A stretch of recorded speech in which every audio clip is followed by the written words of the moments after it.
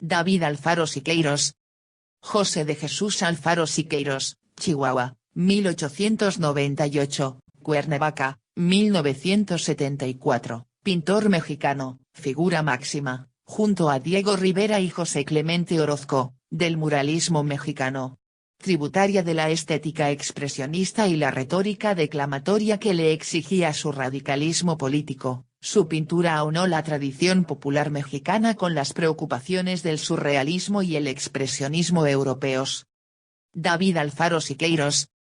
En 1914, con apenas 16 años, se alistó en el ejército constitucionalista para luchar en la Revolución Mexicana, una experiencia que le llevaría a descubrir las masas trabajadoras, los obreros, campesinos, artesanos y los indígenas. Y sobre todo, las enormes tradiciones culturales de nuestro país, particularmente en lo que se refiere a las extraordinarias civilizaciones precolombinas. Pero si importante fue la influencia de este hallazgo en años clave para su formación, no lo fue menos la huella que dejaron en él los 3 años que pasó en Europa, hacia donde partió en 1919. La suma de ambas experiencias determinó por igual su pensamiento artístico, que cristalizó en el manifiesto que publicó en Barcelona en la revista Vida Americana en mayo de 1921, coincidiendo con los primeros encargos de José Vasconcelos. Sin embargo, pronto se deterioraron sus relaciones con el gobierno. Su afiliación al Partido Comunista de México, su decisiva participación en la fundación del Sindicato de Artistas y de su periódico, El Machete, junto a la creciente oposición a la política oficial manifestada a través de sus artículos, hicieron que dejara de recibir encargos a partir de 1924 y que, al año siguiente, decidiera dedicarse exclusivamente a las actividades políticas. Siqueiros reiniciaría su trayectoria artística en los años 30, pero fue la militancia ideológica la que determinó el rumbo de su vida. En 1930, tras pasar varios meses en la cárcel por su participación en la manifestación del 1 de mayo, Siqueiros fue mandado al exilio interior en Taxco. En 1936 volvió a luchar, esta vez en la Guerra Civil Española, al lado del ejército republicano. Iniciada la Segunda Guerra Mundial, estuvo desterrado en Chile entre 1940 y 1944 por su participación en el asesinato de Trotsky, y en 1960 fue encarcelado de nuevo acusado de promover la disolución social.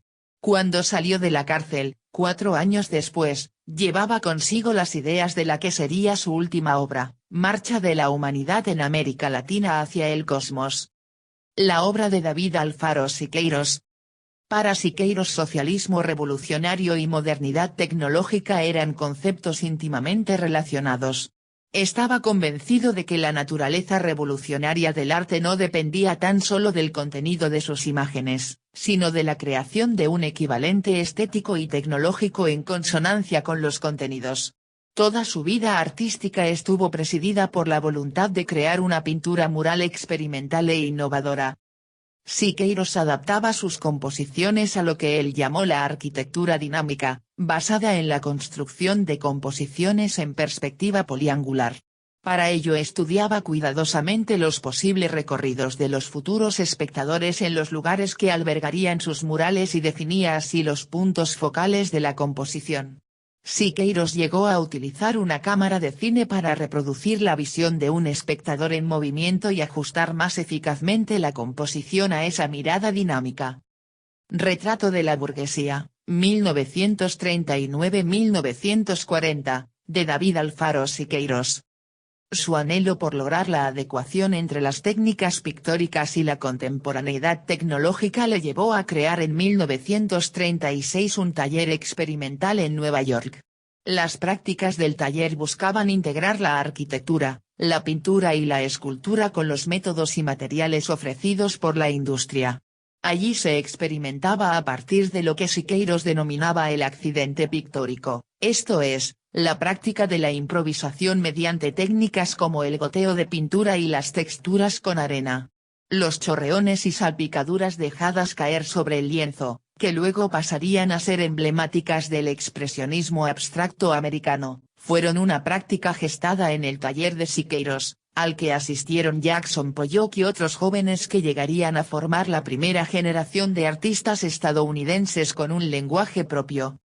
El mural que realizó en la sede del Sindicato Mexicano de Electricistas, 1939-1940, Ciudad de México, bajo el título Retrato de la burguesía, recoge el aprendizaje obtenido tras las investigaciones efectuadas a lo largo de toda la década de los 30 y constituye una de las obras murales más significativas del siglo XX. Siqueiros eligió para el mural la escalera principal del edificio. La primera fase del proyecto, para el que contó con un equipo de ayudantes en el que figuraban artistas tan significativos como Josep Renau, consistió en un análisis del espacio arquitectónico. El objetivo era adecuar la composición de modo que las tres paredes y el techo quedaran integrados en una superficie pictórica continua. Para Siqueiros crear un campo visual dinámico y continuo, en sintonía con el del espectador que subiera o bajara la escalera, era tan importante como el tema representado. Si en Retrato de la burguesía la utilización de la fotografía documental en el proceso de elaboración dota al mural de un inequívoco espíritu de contemporaneidad, en Nueva Democracia, 1944, Palacio de Bellas Artes, Ciudad de México, Siqueiros construye un emblema intemporal del triunfo de la libertad. Aunque la pintura tenía 16 metros de longitud, para Siqueiros no era más que un cuadro grande. Las únicas obras que, según él, merecían el nombre de murales eran las que se articulaban con la arquitectura. La integración de todas las artes, que Siqueiros anheló a lo largo de toda su vida, pudo hacerse realidad en el proyecto que ocupó sus últimos años, el Poliforum Cultural Siqueiros, 1967-1971, Ciudad de México. El edificio, concebido por el mismo Siqueiros, posee 12 lados totalmente cubiertos por murales, cada uno con un tema diferente. En el techo abovedado del piso superior pintó Marcha de la Humanidad en América Latina hacia el cosmos, para cuya contemplación los observadores se colocan sobre una estructura móvil que gira siguiendo el sentido narrativo de las imágenes y que permite al espectador transitar por el relato mientras un juego de luz y sonido hace más vívida la experiencia.